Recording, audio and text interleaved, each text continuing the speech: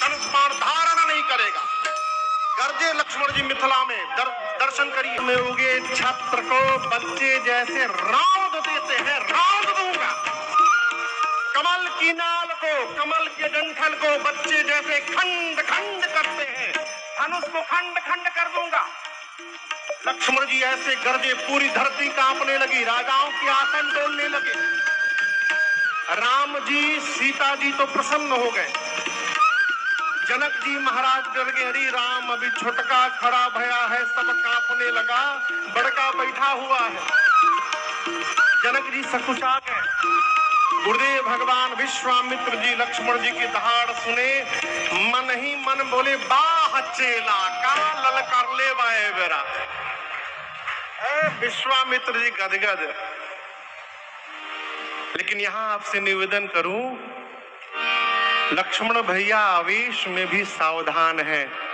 कहते तोड़ दूंगा, खंड खंड कर दूंगा, दौड़ जाऊंगा लेकर, सब करूंगा प्रभु, लेकिन हे रघुनाथ जी अपने बल के भरोसे नहीं करूंगा, आपके बल के भरोसे करूंगा ये सब कार्य। ये विवेक है। अब लक्ष्मण जी हाथ बढ़ा दिए धनुष की ओर, देख रहे राम जी की ओर, भैया कहिए तो तोड़ू। राम जी सोचे तोड़ना हमको है,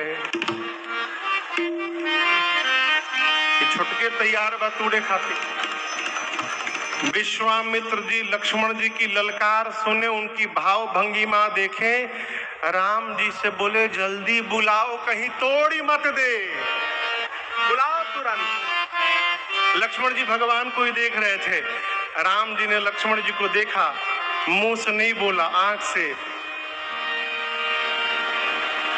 कम हियर भाई साहब, हो गया।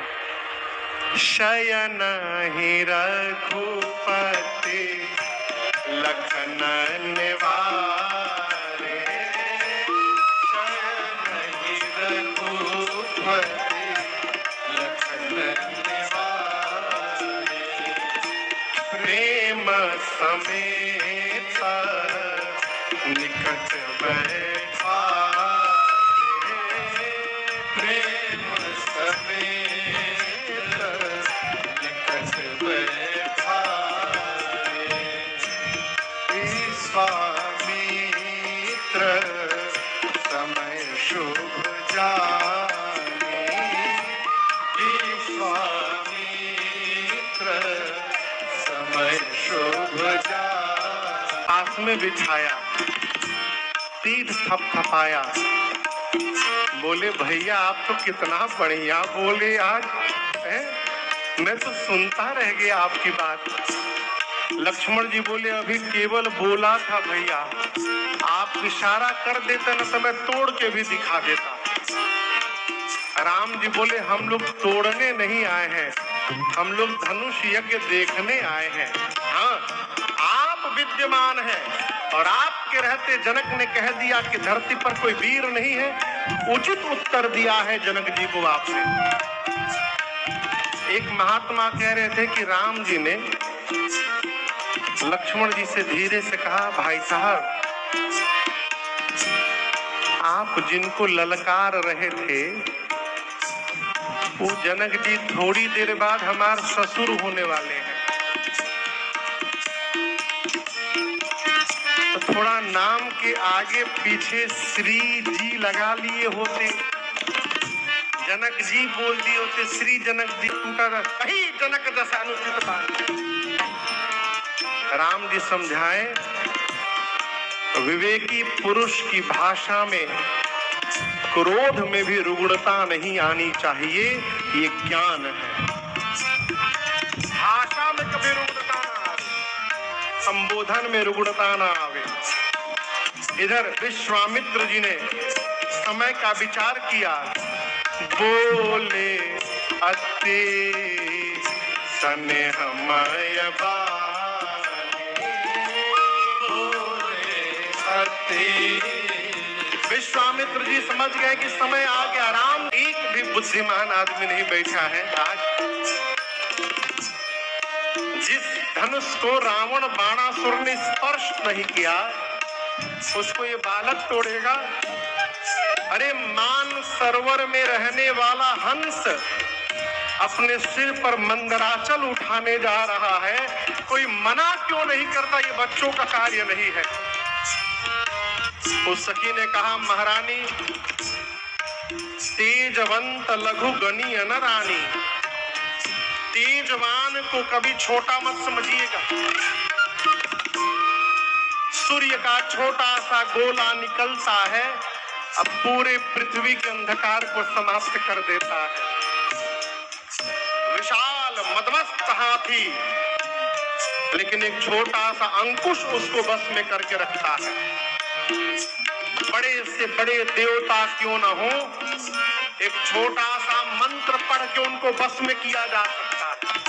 मंत्राधीना देवता, देवता मंत्र के अधीन है। अगस्त ऋषि का जन्म मटके से हुआ है, घड़े से। घड़े से जन्मे अगस्त ऋषि ने पूरा समुद्र पी लिया था। कामदेव पुष्प का बाण चलाते हैं, विश्व पर विजय प्राप्त कर लेते हैं। मेरी मानिए, जिसको आप छोटा समझ रही हैं, वही आज बड़ा कार्य करके दिखाने वाला है। भरोसे में रहिए आप। सीता जी शंकर जी से, पार्वती जी से, गणपति भगवान से। गणेश जी से कहती है, गणपति जी आप कितने भारी हैं, लेकिन मूसक पर बैठते समय हल्के हो जाते हैं ना, जैसे मूसक पर बैठते समय आप हल्के हो जाते हैं, आज इस धनुष को हल्का बना दीजिए। देवताओं से प्रार्थना करते करते सीता जी धनुष से प्रार्थना करती हैं, हे शिव जी के धनुष, एक काम करिए, आप में जितना भार है, प्रभु जैसे आपके पास आवे, अपना सारा भार इन मूर्खों के सिर पर रख के और आप हल्के हो जाइए। आज भगवान ने मां की व्याकुलता को देखी और धनुष को देखने लगे। लक्ष्मण जी गुरु जी के पास बैठे हैं। लखन ताक्यों हर को लक्ष्मण जी देखे कि भैया धनुष को देख रहे हैं, यानी उठाने वाले हैं। लक्ष्मण जी जहां थे वहीं खड़े भय, दाहिने पांव से धरती दबाने लगे। लोग समझने लगे कि लक्ष्मण जी धरती क्यों दबा रहे हैं। लक्ष्मण जी पांव से धरती दबाकर कहने लगे, हे शेष नारायण, हे दिगंबर वराह, सावधान होइए, भैया धनुष उठाने वाले हैं, धरती को पकड़ लीजिए। कहीं ऐसा ना हो कि धनुष के साथ साथ सबको सावधान किया। सारे लोग अब तक राम जी को देख रहे थे, सब लक्ष्मण जी को देखने लगे, आपस में वार्ता करने लगे, चल क्या रहा है।